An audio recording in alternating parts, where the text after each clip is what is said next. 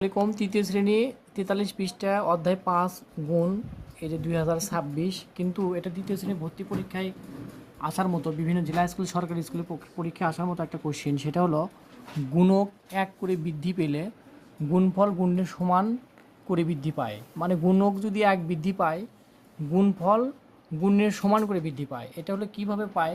গুণক 1 করে বৃদ্ধি পেলে গুণফল গুণের সমান করে বৃদ্ধি পায়। সেটা হলো, দেখেন এখানে 25কে যদি আমি 6 দিয়ে গুণ করি, 25 কিন্তু গুণ্য আর 6 কিন্তু গুণক। গুণফল হচ্ছে 5 6 30, 0 হাতে পড়ে 3, 6 দিয়ে গুণ 12 13 14 15। এখন 1 বৃদ্ধি করছে এখানে, মানে 7 দিয়ে গুণ করছে। তাহলে কি হচ্ছে দেখেন, যদি 7 দিয়ে গুণ করি, তাহলে 7 দিয়ে গুণ করতে গেলে দেখেন কি হচ্ছে এখানে, মানে এখানে 6 ছিল, গুণক 1 বৃদ্ধি করছি।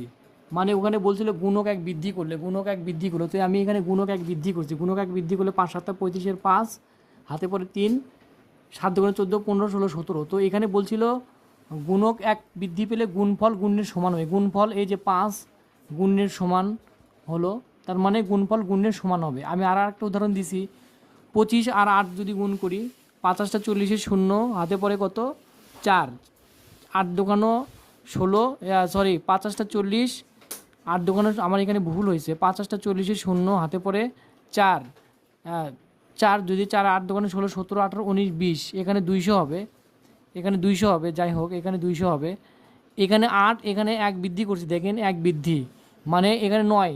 তাহলে এবার গুণক 1 বৃদ্ধি পেলে গুণফল কিন্তু গুণের সমান হবে। তখন 5 নং 45-এর 5, 9 দুগুণ 18 19 20 21 22, তাহলে গুণফল এবং গুণ্য কিন্তু আমার সেম হয়ে গেল এখানে। তাই বলছিল যে যদি গুণক 1 বৃদ্ধি পায় গুণফল গুণের সমান হয়। এই প্রশ্নের প্রমাণটা এখান থেকে বোঝা যায়। তো এখান থেকেই বোঝা যায় গুণক যদি 1 বৃদ্ধি পায় গুণফল এবং গুণ্য সমান হয়ে যায়। তো এটা কিন্তু তৃতীয় শ্রেণী ভর্তি পরীক্ষায় আসার মতো খুব গুরুত্বপূর্ণ কোশ্চেন, খুবই গুরুত্বপূর্ণ কোশ্চেন, খুবই গুরুত্বপূর্ণ।